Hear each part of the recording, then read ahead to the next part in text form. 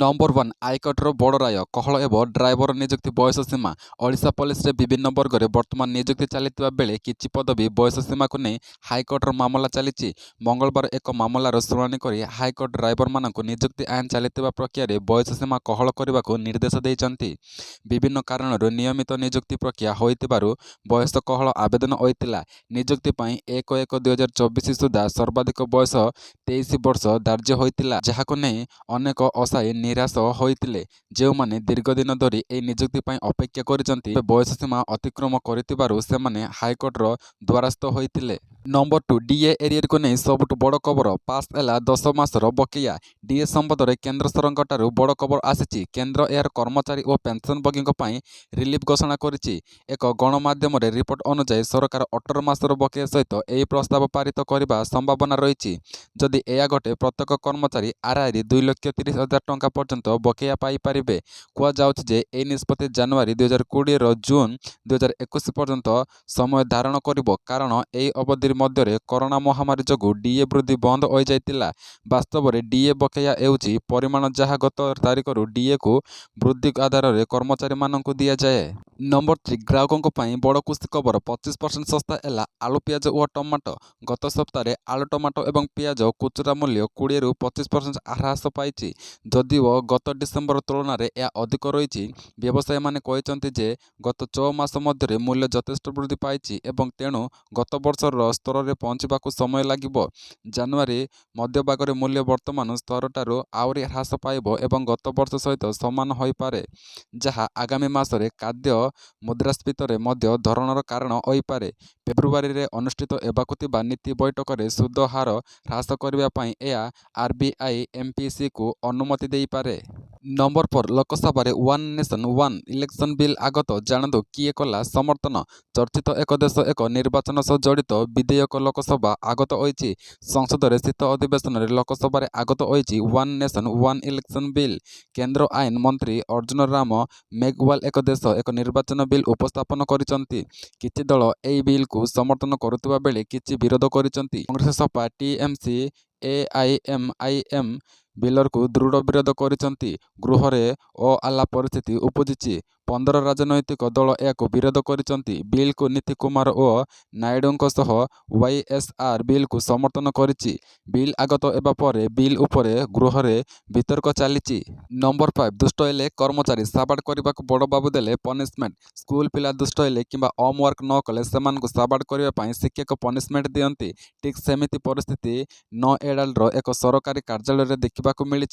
कार्यालय को प्रतिदिन शताधिक लोक आसती जो माने विभिन्न बयसर वर्गर होती ऑफिस को आसुवा वृद्ध मानक बेसी समय काउंटर छिड़ा नक काम जल्दी सारे को बड़ बाबू निर्देश देते। हेले गत सोमवार जड़े महिला कर्मचारी काउंटर रे जड़े वृद्ध पाखापाखि 20 मिनिट काल छिड़ा रही सीईओ क्याबिनेट रे बसी ऑफिस रे सीसीटीवी फुटेज रे देखिथिले आउ जहाँफल ऑफिसर रे पाखापाखि 16 कर्मचारी दंड देले। 2005 रे बीएच आईएएच ऑफिस लोकेश एम। नंबर 6 तीन दिन ओडिशा रे प्रबल वर्षा चाषी को सतर्क कला पाणीपाग विभाग। पाणीपाग को नहीं पुणी अपडेट आसी चाषी सतर्क सूचना जारी करिछि भारतीय पाणीपाग विभाग। बदलिब पाग एवं कहला पाग किछि जिल्ला रे होइपारे आलुका वर्षा। ओडिशा रे एवं वर्षा आसंता 22 तारिख जाए राज्य में वर्षा सांग को कहला पाग एबा नहीं पाणीपाग विभाग पक्षरु आकलन करा जायछि। चाषी को परामर्श दे पाणीपाग विभाग जदि फसल अमल करने को अच्छी किंबा जमीर आनिबाकु अछि तेबे तुरंत आनिबाकु परामर्श दिया जायछि कारण लघुचाप प्रभाव में विभिन्न स्थान में वर्षा एवं आउ चाष कार्य प्रभावित एबार आशंका थिबारु एभली परामर्श दिया जायछि। नंबर 7 पाकिस्तान पुणी 2 पाग एवं 1971 जीत को मन पकाइले विशेषज्ञ। बांग्लादेश रे इतिहास रे 16 डिसेम्बर एक विशेष महत्व रही। ए दिन बांग्लादेश रे विजय दिवस भाव में पालन करा जाए कारण 16 डिसेम्बर रे 1971 मसीह बांग्लादेश मुक्ति सामग्री पाकिस्तान सेना परास्त होइतिला। यह बांग्लादेश को पाकिस्तान ठारू अलग कर एक स्वाधीनता देश होबाकू फाट परिष्कार करतिला। बांग्लादेश रे चलिथिबा राजनैतिक अस्थिरता मध्य मंगलवार दिन 53तम विजय दिवस पालन करा जायतिला। बांग्लादेश रे एक प्रत्येक देश एबा नहीं पाकिस्तान राजनैतिक समीक्षक काम केमा चेमा निजर प्रतिक्रिया देइचंती।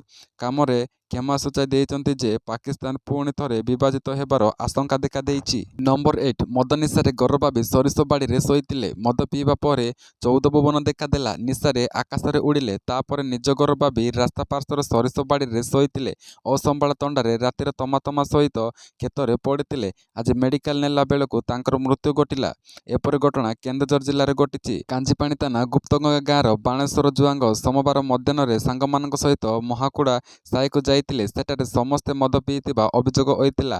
ମଦ ପିଇବା ପରେ ସାଙ୍ଗମାନେ ନିଜ ନିଜ ରାସ୍ତାରେ ପଳାଇଗଲେ। ଆଉ ବାଣେଶ୍ୱର ଘରକୁ ଫେରୁଥିଲେ। ମଦ ପିଇଥିବାରୁ ତାଙ୍କୁ ପ୍ରବଳ ନିଶା ହୋଇଥିଲା। ଠିକ୍ ସେ ଚାଲିପାରୁନଥିଲେ। ତଥାପି 14 ଭୁବନ ତାଙ୍କୁ ଦେଖାଯାଇଥିଲା। ନମ୍ବର 9 ଏଣିକି ବିନା ଭିସାରେ ଯାଇ ହେବ ରୁଷିଆ। ଭାରତ ଏବଂ ରୁଷିଆ ମଧ୍ୟରେ ବନ୍ଧୁତ୍ୱପୂର୍ଣ୍ଣ ସମ୍ପର୍କ ଆଜିର ସମଗ୍ର ବିଶ୍ୱରେ ଚର୍ଚ୍ଚାର ବିଷୟ ପାଲଟିଛି। ପ୍ରଧାନମନ୍ତ୍ରୀ ନରେନ୍ଦ୍ର ମୋଦି ଏବଂ ରୁଷିଆର ରାଷ୍ଟ୍ରପତି ଭ୍ଲାଦିମିର ପୁଟିନଙ୍କ ମଧ୍ୟରେ ଦୁଇ ଦେଶ ମଧ୍ୟରେ ସମ୍ପର୍କକୁ ପୂର୍ବ ଅପେକ୍ଷା ଭଲ ଏବଂ ମଜବୁତ କରିବା ପାଇଁ ଅନେକ ସମୟରେ ଆଲୋଚନା ହୋଇଥାଏ। ବର୍ତ୍ତମାନ ରୁଷିଆରେ ପୁଣି ଥରେ ବନ୍ଧୁତ୍ୱପୂର୍ଣ୍ଣ ସମ୍ପର୍କରେ ଏକ ଉଦାହରଣ ସୃଷ୍ଟି କରୁଛି ଏବଂ ଭାରତୀୟମାନଙ୍କୁ ଏକ ବଡ଼ ଉପହାର ଦେଉଛି। ଖୁବ୍ ଶୀଘ୍ର ବିନା ଭିସାରେ ଯାଇ ହେବ ରୁଷିଆ। ଆସନ୍ତା ବର୍ଷଠାରୁ ଭାରତୀୟ ନାଗରିକଙ୍କ ପାଇଁ ରୁଷକୁ ଭିସା ଫ୍ରି ସୁବିଧା ମିଳିପାରେ। ଏନେଇ ଭାରତ ଓ ରୁଷ ମଧ୍ୟରେ ଆଲୋଚନା ଚୂଡ଼ାନ୍ତ ପର୍ଯ୍ୟାୟରେ ପହଞ୍ଚିଥିବା ସୂଚନା ମିଳିଛି।